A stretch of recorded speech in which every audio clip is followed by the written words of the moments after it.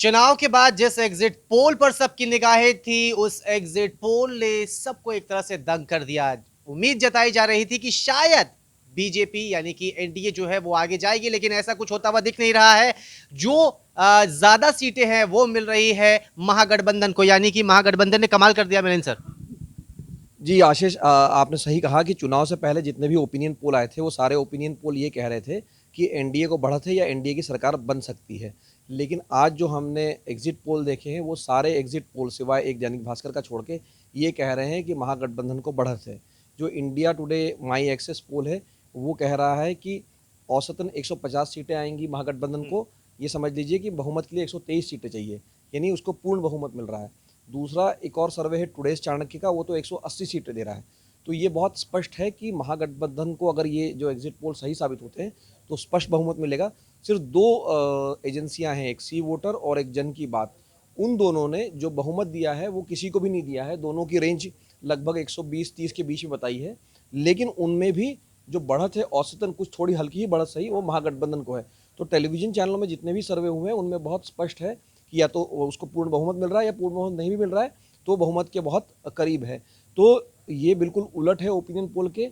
Exit poll होता है जब मतदान होने के बाद, और ओपिनियन पोल होता है मतदान से पहले लोगों से पूछा जाता है। तो जो एग्जिट पोल है वो ज़्यादा सटीक माने जाते हैं, और इससे ये बहुत साफ होते जा रहा है कि तेजस्वी यादव अगले मुख्यमंत्री बन सकते हैं बिहार के। तो कुल मिलाकर अगर हम बात करें तो मतदान के पहले जो चीजें थी उससे अब बिल्कुल उलट है, यानी कि जो रैलियां हुई हैं बीजेपी की ओर से, चाहे पीएम मोदी की ओर से हुई हो, चाहे योगी आदित्यनाथ की ओर से हुई हो, कुछ खास उसका असर शायद नहीं दिख रहा है इस एग्जिट पोल के मुताबिक। तो सर क्या माना जाए कि तेजस्वी इस बार फिर से छा गए हैं, तेजस्वी का जादू चल गया है? नहीं, तेजस्वी का जादू चला ही है। अगर ये आंकड़े आप देखें, अगर 180 किसी का अनुमान है, किसी का अनुमान 150 है, या इंडिया टुडे एक्सेस का 161 तक भी जाता है, तो नेचुरली इसको तो बच्चा मान के लोगों ने खारिज कर दिया था कि ये बच्चा है, ये क्या कर लेगा। 31 साल की उनकी उम्र है, तो कोई भी उनको गंभीरता से नहीं ले रहा था। दूसरी बात यह है कि उनके पिताजी लालू यादव पहली बार 40 साल में बिहार में चुनाव हो रहे हैं, वो जेल में है, तो उनके पास पिताजी का प्रचार भी नहीं था। तो सारी चीज़ें उनके खिलाफ जारी थी। उनका जो गठबंधन था वो टूट गया था। आप याद कीजिए कि उपेंद्र कुशवाहा छोड़ के चले गए। वीआईपी पार्टी के जो मुकेश थे उन्होंने तो भरी प्रेस कॉन्फ्रेंस में ही गठबंधन तोड़ दिया था।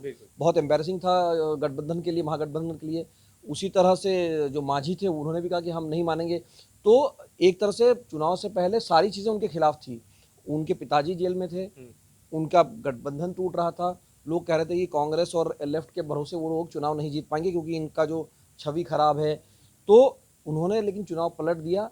ये कहा जा सकता है अगर ऐसे ही नतीजे आते हैं तो, कि जो 10 लाख नौकरियों का वादा किया वो का वादा पूरा करना बेशक मुश्किल है, लेकिन वो काफ़ी लुभावना नारा है कि उन्होंने जो कहा कि पहली ही कैबिनेट में मैं 10 लाख लोगों को नौकरी देने का मैं ऑर्डर दे दूंगा। वो कैसे देंगे, क्या देंगे, हमें नहीं पता है, लेकिन ये नतीजे देख के तो ऐसा लगता है कि जनता ने उस नारे को हाथों हाथ ले लिया है।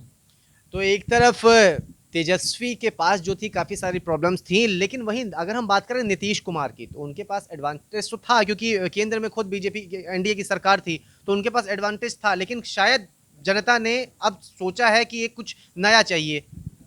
नहीं, देखिए, नीतीश कुमार को ऐसा माना जा रहा था कि एक एडवांटेज होगा इस चुनाव में, और ये मैंने खुद भी कहा था जो एक न्यूज़ तक पे वीडियो बनाया था, कि अब तक अगर आप पिछले 3 चुनाव को देखें तो जहां 2 पार्टियां एक तरफ होती है, यानी बीजेपी और जेडीयू, या जेडीयू आरजेडी, जब भी पिछले 2005, 2010 और 2015 में इन 3 पार्टियों में से आरजेडी, जेडीयू और बीजेपी में से 2 पार्टियां एक तरफ हुई है, उसने चुनाव जीता है। लेकिन ये पहली बार ऐसे होने जा रहा है कि जब बीजेपी और जेडीयू साथ में है फिर भी वो चुनाव नहीं जीत पा रहे।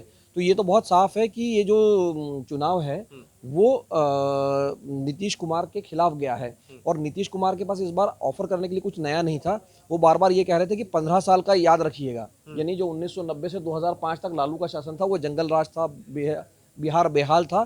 तो वो अपने 15 सालों की बात तो कर रहे थे, लेकिन बार बार वो डर दिखा रहे थे कि अगर ये लौट के आएंगे तो ये आपको जंगल राज में ले जाएंगे, आप अपने बच्चों को बताइए कि क्या होगा। तो ये एक डर था, वो डर लगता है लोगों ने स्वीकार नहीं किया। और जो गुस्सा था नीतीश के प्रति, और खास करके जो कोरोना वायरस के महामारी के समय लॉकडाउन हुआ, बिहार के बहुत सारे प्रवासी मजदूर जो बाहर थे उनको नहीं लाया गया, तो ये सारा जो गुस्सा है वो कहीं ना कहीं भारी पड़ा है नीतीश कुमार के लिए इन आंकड़ों को देखकर। लेकिन ये मैं आप सबको आगाह कर दूं कि अभी भी ये एग्जिट पोल है, ये नतीजे नहीं आए हैं। तो हम जो भी आकलन अभी यहाँ दिखा रहे हैं या बता रहे हैं वो एग्जिट पोल पर आधारित है, लेकिन हमको अभी भी 10 नवंबर का इंतज़ार करना चाहिए जब रिजल्ट आएंगे। तो एग्जिट पोल में बीजेपी को, जेडीयू को तो झटका लगा है, लेकिन साथ ही साथ एक बड़ा झटका लगा है चिराग पासवान को। अकेले तो चल पड़े, लेकिन अकेले संभली नहीं है स्थिति एग्जिट पोल के मुताबिक। तो देखिए, उनको झटका लगा ये कहना सही नहीं होगा, क्योंकि उन्होंने पहले दिन से ये नारा दिया था कि मुझे नीतीश कुमार को हटाना है। और अभी अगर आप एग्जिट पोल पर नज़र डालें तो वो इसमें कामयाब हो रहे हैं। मतलब चिराग की पार्टी या चिराग का घर रोशन नहीं हुआ, लेकिन उस चिराग ने एनडीए में ज़रूर आग लगा दी, उसका घर ज़रूर फूंक दिया है। तो जितना प्रतिशत वोट उनको मिल रहा है, 6-7%, वो वोट अगर एनडीए के खाते में चला जाए तो एनडीए बहुत आगे निकल जाता।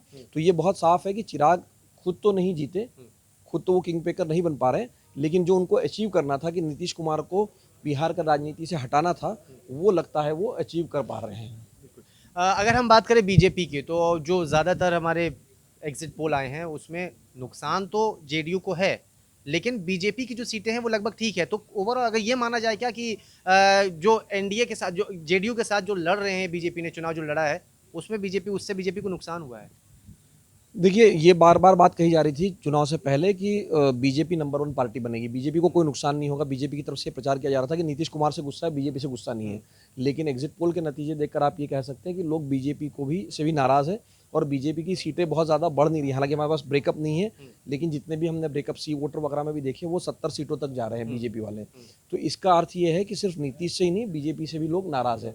और ये बात आप ध्यान रखिएगा, जो 2019 के बाद जितने भी राज्यों के चुनाव हुए हैं, तो वहाँ बीजेपी को बहुमत अपने बूते पे नहीं मिल रहा है। बीजेपी को, नरेंद्र मोदी को लोग देश के नेता के तौर पे स्वीकार कर रहे हैं, लेकिन जब बीजेपी के पास राज्यों में भी वही मोदी का चेहरा लेके जा रहे हैं तो उनको जूझना पड़ रहा है। और यही बिहार में हुआ कि प्रधानमंत्री पर ही सारा दारोमदार था कि वही चुनाव लड़ेंगे, उन्हीं का पोस्टर में फोटो लगेगा, वही प्रचार करेंगे।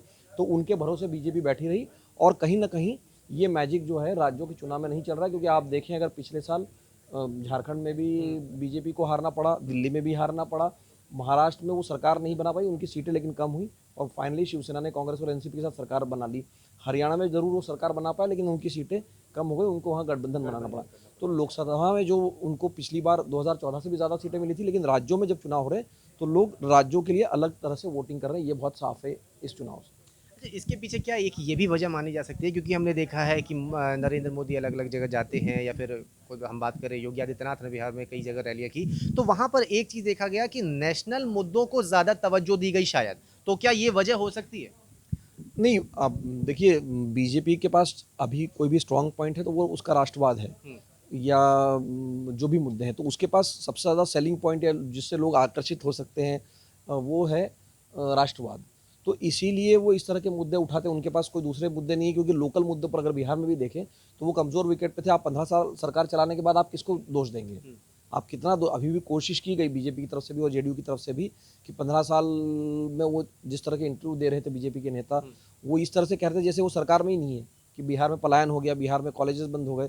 तो वो ऐसा कह रहे थे जैसे उसके लिए जिम्मेदार आरजेडी है, लेकिन 15 साल से सरकार तो जेडीयू और बीजेपी चला रहे थे। तो ये मजबूरी भी थी कहीं ना कहीं कि आप राष्ट्रीय मुद्दे उछालें ताकि लोकल मुद्दों पर जो नाराजगी है उसको उभार ना मिले।